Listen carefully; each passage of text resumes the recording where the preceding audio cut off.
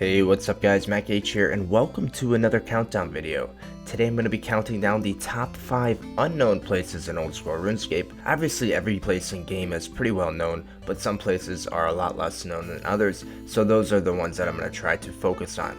But before I jump into the video, I just want to say thank you guys so much for 6,000 subscribers, as well as 2 million total views on the channel. I really appreciate everyone, both the subscribers that are new here, as well as the subscribers that have been here since the beginning, so thank you. Anyways, let's jump into the video. Starting off the countdown at number 5 is a place located in the southern tip of the tar swamp at Fossil Island.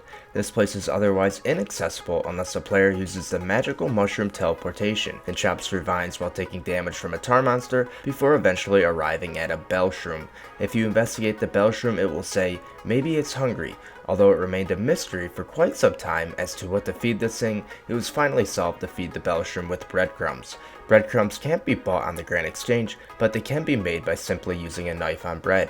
After feeding the bell shroom breadcrumbs, it will teleport the player to the other side. On the other side, a player will find an NPC named Charles Charlington, which I wouldn't advise trying to say that name 5 times fast. Anyways, Charles will eventually give the player his journal, which he has scribbled a bunch of nonsense in. And that's pretty much it for this place.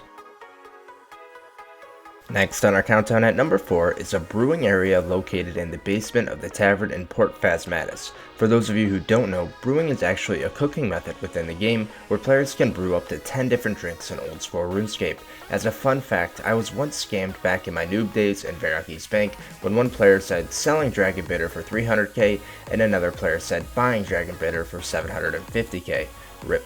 Anyways, brewing is an extremely inefficient training method as it can take days for an ale to fully ferment, which is why most players choose other cooking methods. In RuneScape, there are 2 different brewing locations, the one that I am currently in and another in Keldrgrim. The Keldrgrim brewery is used in the Forgettable Tale quest, which is how people may know of that location. On the contrary, the one in Port Phasmatis doesn't serve any purpose in old school RuneScape.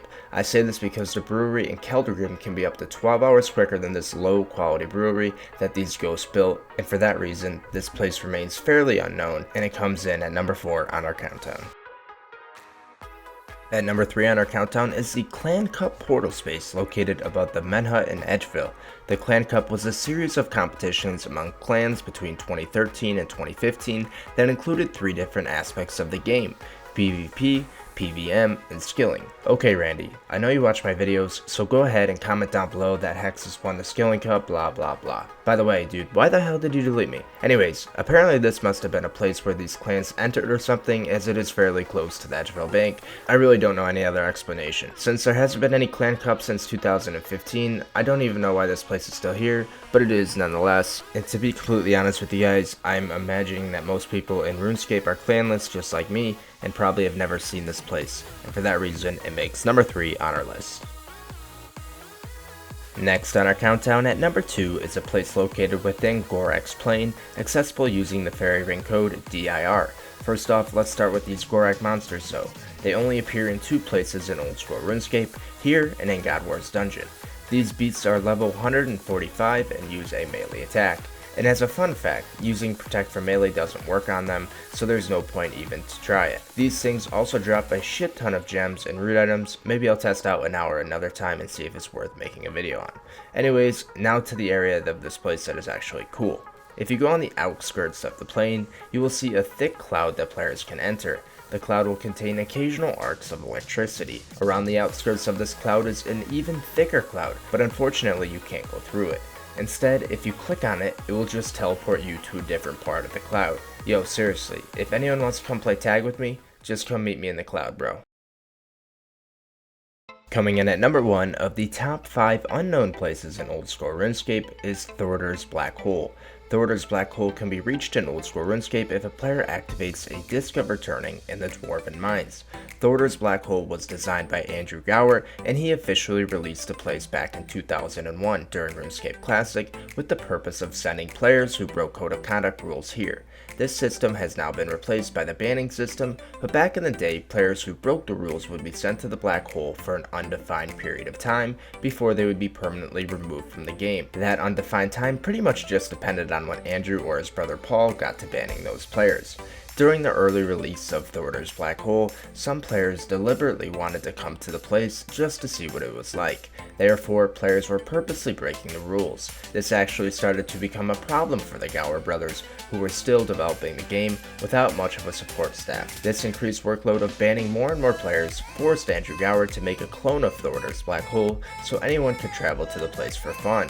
All they had to do was buy a disc of Returning from the Dwarven Mines for 10 GP and activate it to go there. The clone was eventually removed in December of 2001 for an unknown period of time when players began convincing each other to drop their disc of Returnings for a reward. The scam caused many players to be permanently stuck in the place until Jagex staff personally removed them. Even if they had other teleportation means, they didn't work in the black hole because that would have potentially allowed players who were banned to escape. Also, once you're in the black hole, you can actually travel to Thorder's blacker black hole. This black hole, unlike the previous one, doesn't have the stars in it, which makes it much more darker. This black hole also allows players to run around freely in it. I really wish that I knew about this place back in my heyday when I used to drop trade between accounts. That would have been OP. Well guys, this is going to complete another top 5 countdown on this channel, Old School RuneScape's top 5 unknown places. And obviously every place in the game isn't unknown, or it wouldn't truly be unknown, but I'm hoping that this video at least showed you guys 1 or 2 new places. If you guys enjoyed the video, please slap a like on it, and subscribe to the channel if you are new here. I also want to give a huge shout out to Clipper for really helping me out with this video, as well as the previous top 5, the top 5 unique players in Old School RuneScape. He's helped me out with a ton of these, so thank you, my dude. Anyways guys, we'll see you guys next time. Take it easy. Bye.